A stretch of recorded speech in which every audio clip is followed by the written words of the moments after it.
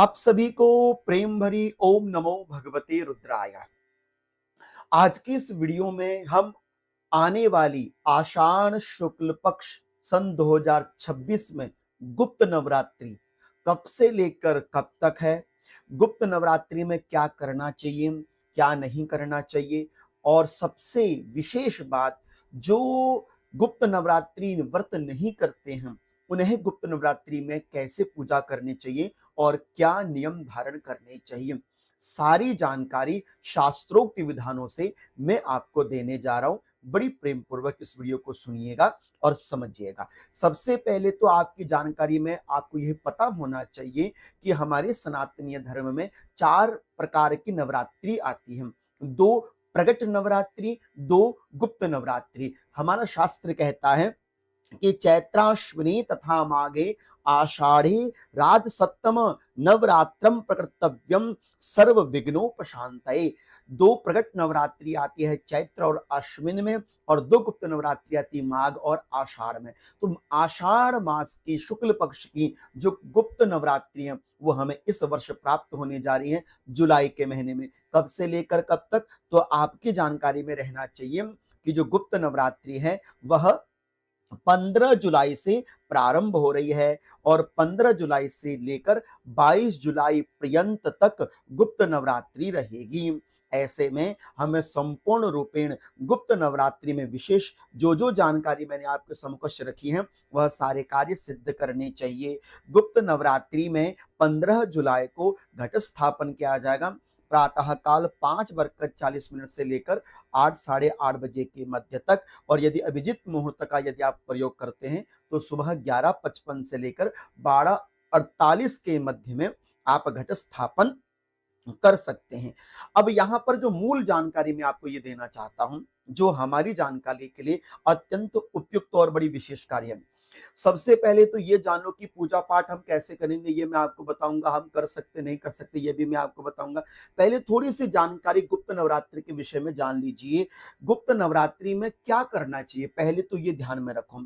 गुप्त नवरात्रि के विषय में बताया गया है कि गुप्त नवरात्रि में विशेष रूपेण, जैसे हम प्रगट नवरात्रि में नव दुर्गा पूजन करते हैं, तो गुप्त नवरात्रि में 10 महाविद्याओं का विशेष रूपेण पूजन, पाठन और ध्यान साधना करी जाती है। गुप्त नवरात्रि मूल रूपेण साधना के लिए सिद्ध है और इसमें 10 महाविद्याओं का मूल रूपेण पाठ और 10 महाविद्याओं का मूल रूपेण पूजन और पाठन और जप इत्यादि कार्य सिद्ध किया जाता है। आपके स्क्रीन में मैं आपको दे दूं, यह 10 महाविद्याएं हैं जिनका आपने पठन पाठन और जिनका नामस्मरण करना चाहिए। काली तारा महाविद्या षोडशी भुवनेश्वरी भैरवी छिन्नमस्था च विद्या धूमावती तथा बगला सिद्ध विद्या च मातंगी कमलात्मिका एतादश महाविद्या सिद्ध विद्या प्रकीर्तिता। यह 10 प्रकार की महाविद्याएं हैं। इनका मूल रूपेण गुप्त नवरात्रि में किया जाता है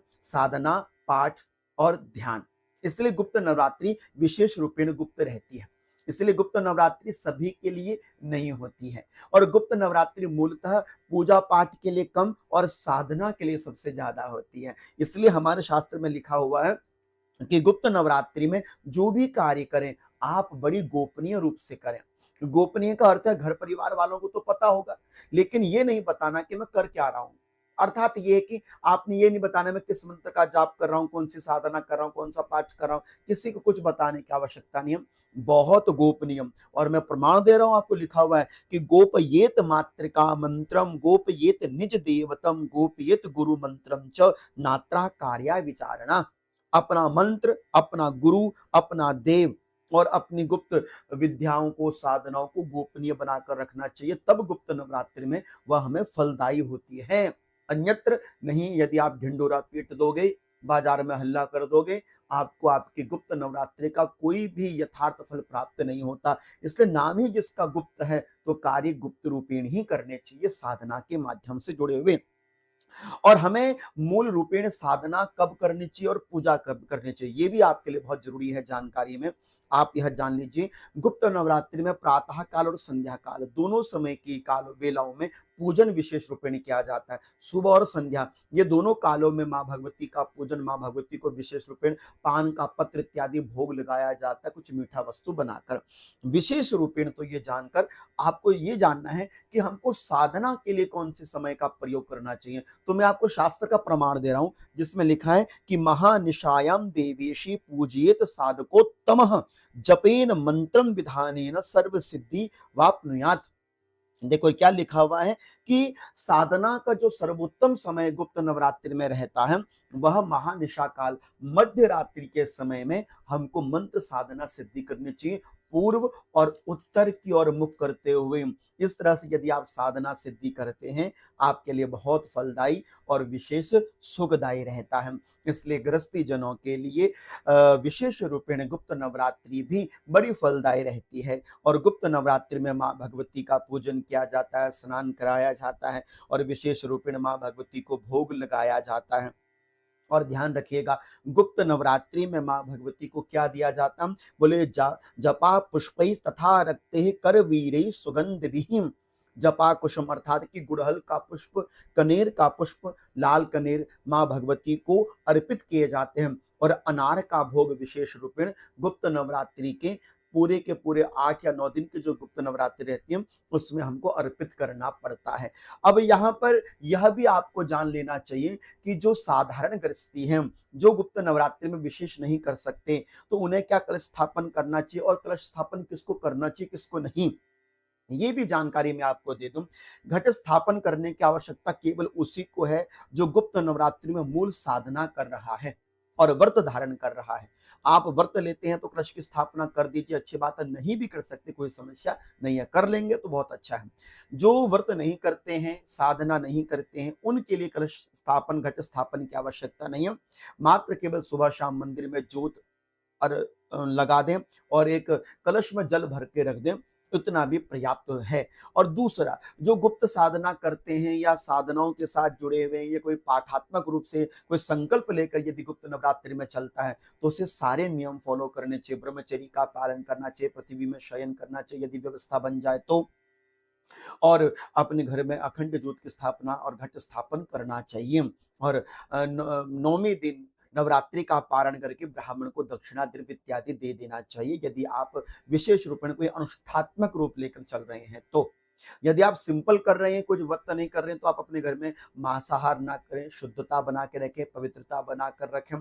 अखंड ज्योत ना भी आप प्रज्वलित कर सके कोई बात नहीं है, आप नित्य सुबह शाम के दीप माँ भगवती को अर्पित करें। 9 दिन माँ भगवती का नाम स्मरण आप अपने घर में कर सकते हैं।